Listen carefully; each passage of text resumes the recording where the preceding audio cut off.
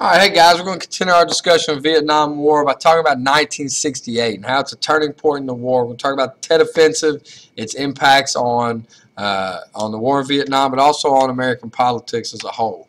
So, Tet Offensive was a series of coordinated attacks throughout South Vietnam, and before Tet, you'd had a series of attacks on rural bases such as Quai Son that kind of pulled U.S. and ARVN forces away from the urban areas.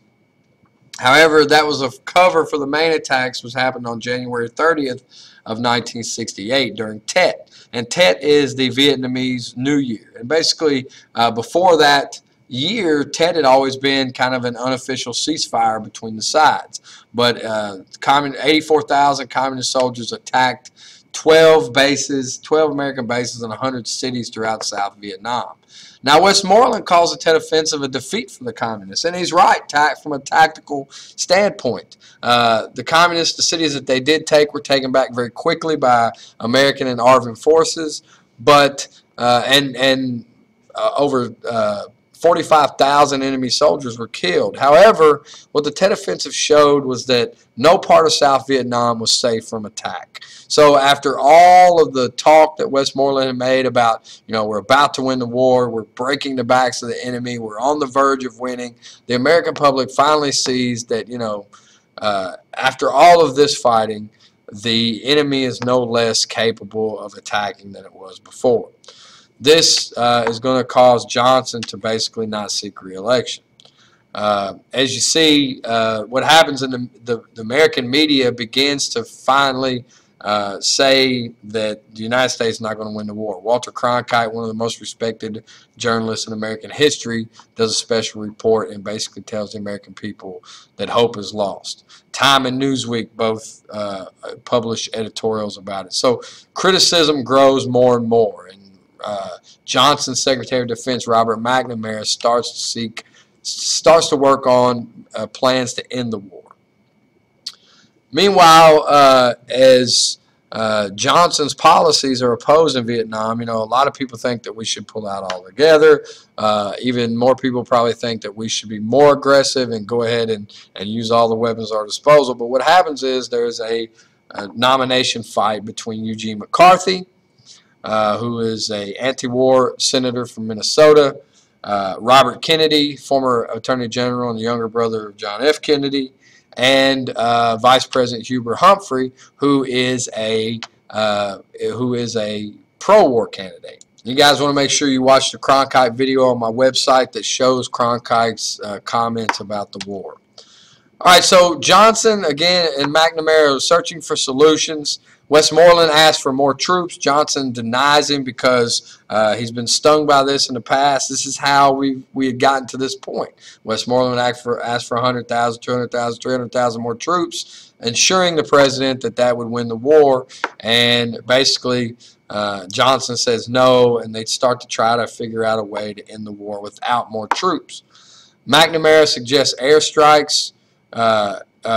Suggests the airstrikes and reversing the escalation, starting to back down. Johnson decides to go to the negotiating table with North Vietnamese, but he's already announced he's not going to run for president, so this does weaken his negotiating position. And the U.S. wanted all North Vietnamese soldiers out of South Vietnam. The North Vietnamese don't want a South Vietnamese American-backed government in South Vietnam, so the talks really break down. And basically, it's a holding pattern to see who's going to win the presidency. So the Democratic primary, again, comes down to Hubert Humphrey, who supports the president's strategy. He's been the vice president. Eugene McCarthy, who wanted a rapid end to the war. And Robert Kennedy, who also wanted an end to the war. Kennedy emerges as the front runner after important primary victories in Indiana, Nebraska, and California. But unfortunately, shortly after his win in Nebraska or in California, he is assassinated by a Jordanian immigrant by the name of Sirhan Sirhan, who was upset about Kennedy's support for Israel and the Israeli-Palestinian conflict. So in effect, the Democrats go to convention without knowing whether McCarthy or Humphrey is going to be nominated for the Democratic to run for president for the Democratic Party. So there's basically a split convention.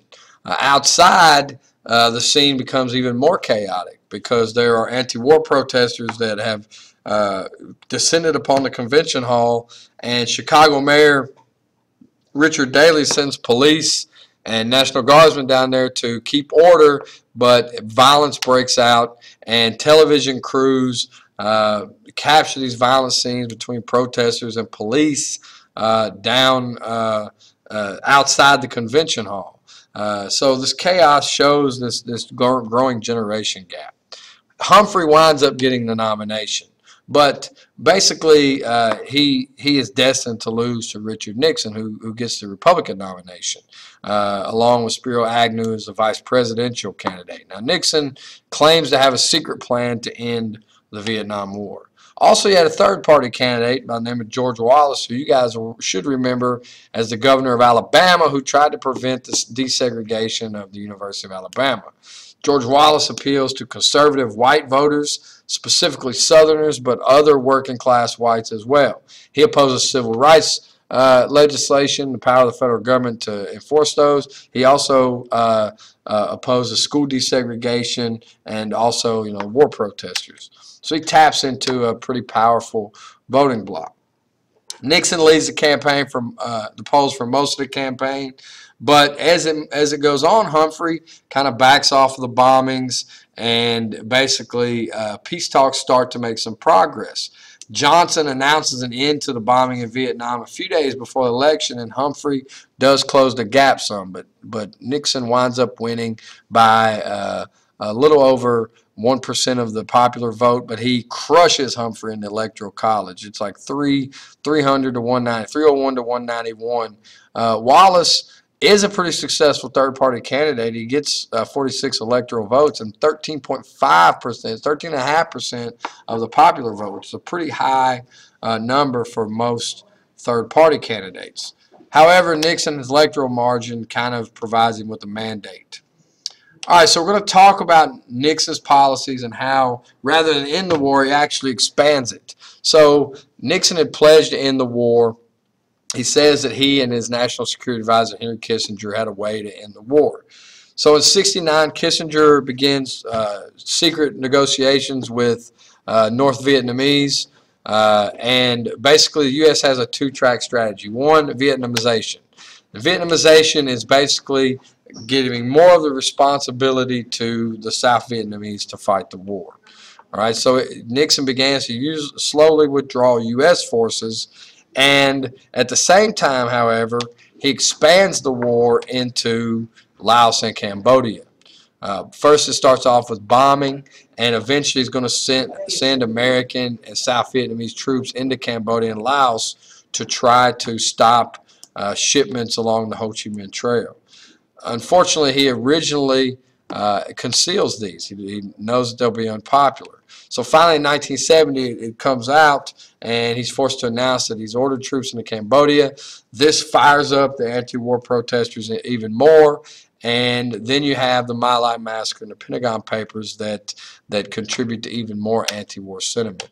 So we're going to talk about the campus violence. And on many college campuses, there's protests, and at two in particular, these protests that start out peacefully turn violent when police and National Guardsmen try to break them up. At Kent State University, probably the most famous, 4 students were killed and 9 were injured. And at Jackson State College in Mississippi, you had 2 killed and 9 wounded as well. So you have more and more protests across the nation of college campuses, and it does lead to conflict.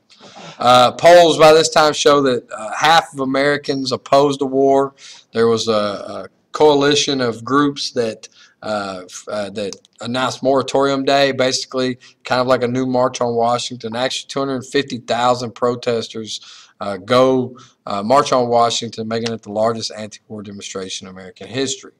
Some of these groups are radicals. The Weathermen specifically are turned to violence to try to convince the government to stop its war policies in Vietnam. They actually set off more than 5,000 bombs nationwide.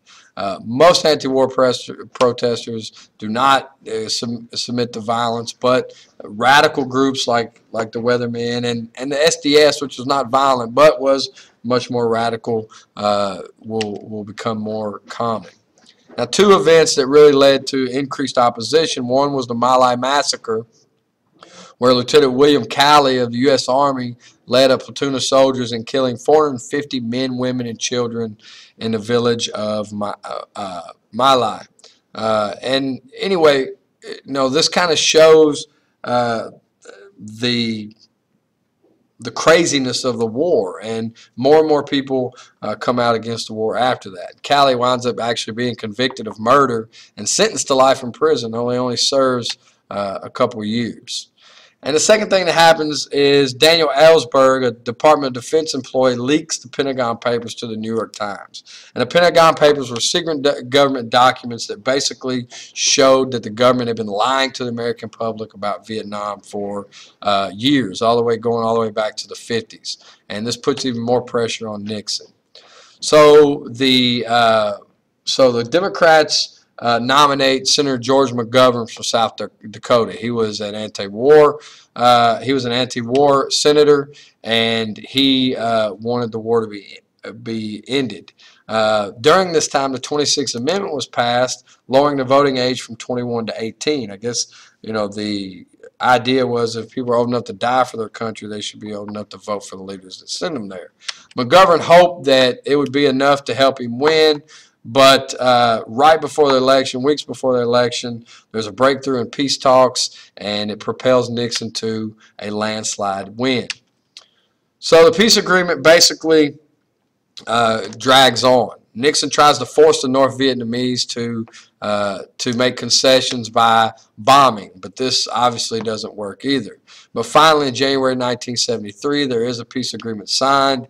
The U.S. begins to withdraw its troops and help rebuild Vietnam, and both sides agree to release prisoners of war. It didn't settle the political future of South Vietnam, and that was the whole reason that the war started in the first place. So you'll see in a couple of years what will happen is basically Saigon will fall and Vietnam will become a united communist nation. So the legacy of the war. 2 years after the troops were withdrawn, North Vietnam invade South Vietnam, and after a short amount of fighting, South Vietnam surrendered. U.S. military evacuated American citizens from, and also 130,000 South Vietnamese citizens as well from the capital Saigon and surrounding areas. Basically, Vietnam is reunited under a communist government. In 1975, communism did spread over into Cambodia, where communist group known as the Khmer Rouge gained control of Cambodia and literally killed millions of their own people in the fighting. In fact, the genocide goes on until Vietnam, the Vietnamese communist government in Vietnam actually invades and overthrows the Khmer Rouge in '79 and occupies the country for the next 10 years. So Southeast Asia, 635,000 South Vietnamese died during the war. NVA war dead equaled over a million. Environmental damage from bombs and defoliants like Agent Orange ravaged the landscape. You had more than 1.5 million South Vietnamese flee the country after the fall of Saigon. So it's a massive upsetting of the way of life in Vietnam. Also, Americans are negatively affected in a lot of ways as well. 58,000 Americans were killed. 600 were held as POWs. 2,500 soldiers are still reported as MIA, and over 300,000 wounded. Many of these soldiers experienced a negative reception on the return. Whereas in World War II they came home to ticker tape parades, that's not always the case for these soldiers, and many of them have trouble adjusting to civilian life. And we see the development of what we now know as post-traumatic stress disorder. Politically, this is a psychological scar on America, one that we probably don't get over until the Gulf War in the 90s. But it does change, it does fracture people's view of government. It costs all sorts of money that the government can't spend on social programs, and it results in the War Powers Act limiting the president's ability to wage war. So it has lots of impacts moving forward beyond just the divisions that it exposes. So we'll continue talking about this era in the next video. Talk to you later.